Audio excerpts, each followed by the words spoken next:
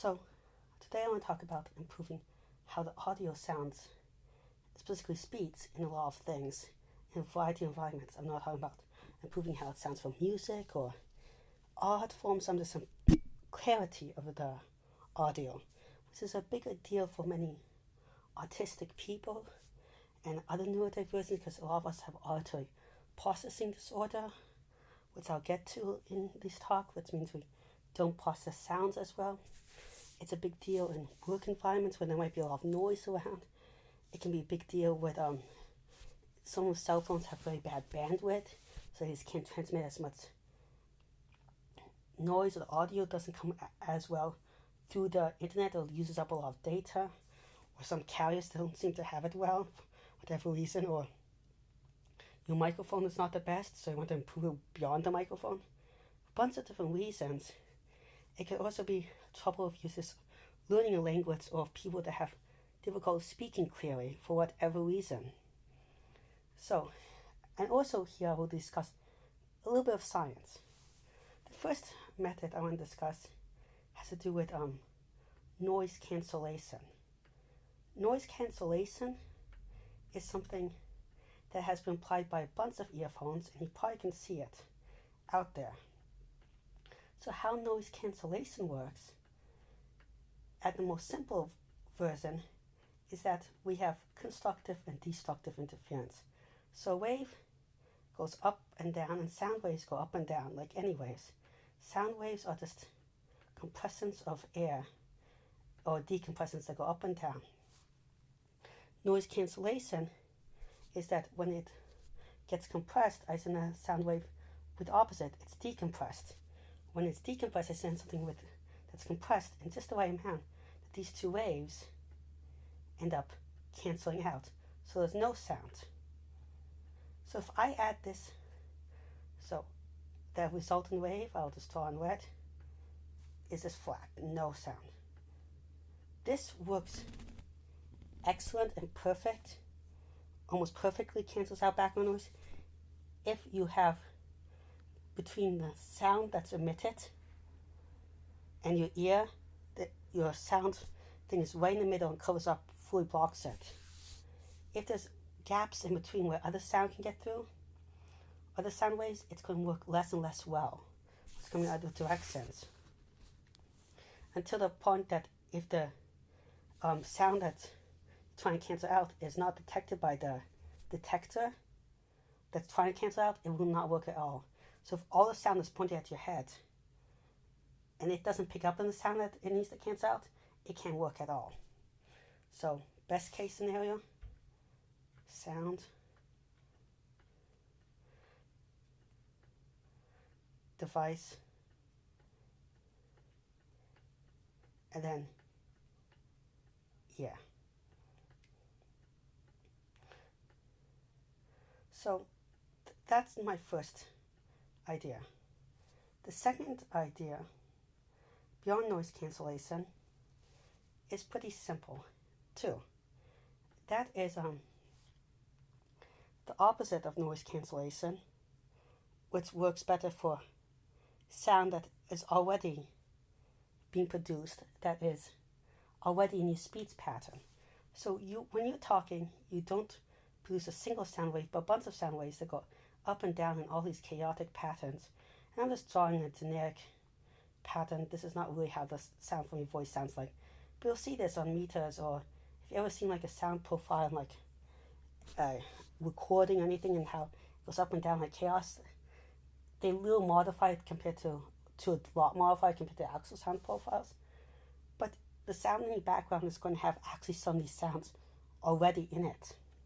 Because they're also going to have a complex wave that goes up and down and all over the place. If you can take some of the sound that goes up and down in your background and matches your voice, and is eliminated so the speaker doesn't make that noise, then you're not taking away anything from your voice, because that voice sound is already in the background, and just putting that back, and the sound from the background actually adds it to your voice. But this means this adds clarity, because now what happens is the sound in the background isn't adding anything that distorts your voice. It's not adding low tones on top of low tones already there. It's just adding the right amount. Your voice becomes more pure in essence and just something over top of it. The other way that these two methods can help with clarity is that it's not only about making your voice louder, which is something that a lot of people misunderstand with sound processing in the human brain and other places. It's also about sound complexity. People with auditory processing, which is more neurological than deafness, and a bunch of other things, cannot process complex sounds, and that's a lot of sounds at once as well. It's not only about intensity. Both of these methods make the sound less complex, so it's easier for your brain to process and pick up on the sounds. There's less stuff going on. There's less noise. I would make the analogy that if you look at something too bright like the sun, you can't see it. That's intensity with sound. The other problem is, you especially can't see a little thing. The thing is, if I put a billion flashing lights in front of your face, you also can't make it even if the lights are dim. Same idea here. You can't pick up stuff if it's too complex. This, again, works similarly to the noise cancellation. That works better the closer it is to your ear, actually, or in between the ear and everything. And sometimes this is going to work better than the first idea of noise cancellation, sometimes worse. You have to have a good bass sound, and it depends on how predictable the environment is. The third idea I have is that there's certain speech patterns that are more clear than others, and certain noise that we pick up more than others. It helps with the clarity of understanding the noise a lot more.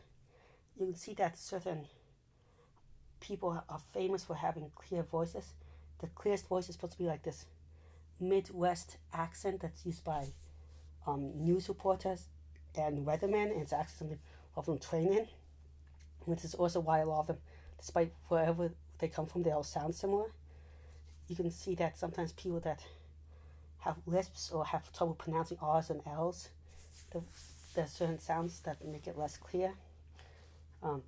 But we can actually program a computer with machine learning or other methods to make the audio sound better. And people also do this for a living already, but program a computer to magnify and lower certain sound qualities that make your voice more clear.